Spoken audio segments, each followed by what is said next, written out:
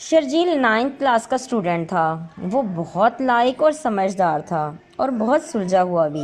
ان کے گھر کے برابر میں گھر تھا جہاں وہ ٹیوشن پڑھنے جاتا تھا۔ وہ وہاں 3 سال سے پڑھنے جا رہا تھا۔ شرجیل بہت محنتی تھا، اسے پڑھنے کا بہت شوق تھا۔ وہ کچھ بننے کی خواہش رکھتا تھا، لیکن نہ چاہتے ہوئے عجیب سے حالات میں پھنس گیا تھا۔ جن سے ٹیوشن پڑھنے جاتا تھا ان کی بیٹی بہت خوبصورت تھی اور ضدی بھی تھی۔ شرجیل کو وہ اچھی لگنے لگی اور وہ اسے پسند کرنے لگا۔ اس کی محبت میں پھنس گیا، نہ چاہتے ہوئے بھی۔ وہ بہت پریشان رہتا۔ وہ ڈر کی وجہ سے اس کو بتا بھی نہیں پاتا تھا، کیونکہ وہ لوگ ان سے بہت بہتر تھے۔ ساری فیملی پڑھی لکھی تھی۔ اس کا نام بطول تھا۔ وہ بہت ہی زیادہ پیاری تھی اور باتیں بھی بہت اچھی کرتی تھی۔ بولتی تو انسان صرف اس کو دیکھے ہی جاتا۔ شرجیل بھی اسے دیکھتا رہتا۔ بطول کو چاہتے اسے 3 سال ہو گئے۔ وہ کھو جاتا جب وہ بولتی اسے دیکھے جاتا۔ بطول کو بھی اب محسوس ہونے لگا تھا کہ وہ اسے اگنور کرتی ہے اور شرجیل کو مزید تکلیف محسوس ہوتی۔ اسے پتا تھا کہ وہ کبھی بھی بطول کو حاصل نہیں کر سکتا۔ اسے حاصل کرنا تو دور کی بات بھی کرنے کی ہمت نہیں تھی اس میں، لیکن پھر بھی وہ اس کے راستے پہ چلے جا رہا تھا۔ بطول جانتی تھی، لیکن اس کے دل میں اس کے لیے کچھ نہیں تھا۔ اس وجہ سے وہ اسے اگنور کر دیتی تھی۔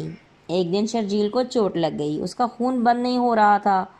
بطول برف والا پانی لے آئی اور چوٹ پر ڈال دیا اور خون بند کرنے کی کوشش کرنے لگی۔ جانے کیا تھا کہ وہ اس کی تکلیف برداشت نہیں کر پا رہی تھی۔ اسے ہسپتال لے گئے، وہاں سے اسے گھر چھوڑ آئے۔ دوسرے دن وہ پڑھنے نہیں آیا۔ اس کی طبیعت بہت خراب تھی۔ 1 ہفتہ وہ نہیں آ سکا۔ بطول کو اس کی کمی محسوس ہو رہی تھی۔ پھر وہ آیا تو بہت کمزور لگ رہا تھا۔ اس نے بتایا کہ اسے بخار تھا، اس وجہ سے وہ نہیں آ رہا تھا۔ بطول اسے پوچھے جا رہی تھی، دونوں ہی باتیں کر رہے تھے۔ بطول اس کے آنے سے مطمئن تھی اور وہ بطول سے بات کر کے دونوں ہی محسوس کر رہے تھے کہ وہ ایک دوسرے کے لیے فکر مند تھے۔ پھر وہ میٹرک کلیئر کر چکے تھے۔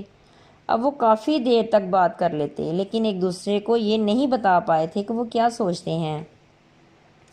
ایک دوسرے کے لیے ہی کالج پہنچ چکے تھے۔ شرجیل دیوانگی کی حد تک بطول کو چاہتا تھا اور بطول بھی اب اس سے پیار کرنے لگی تھی۔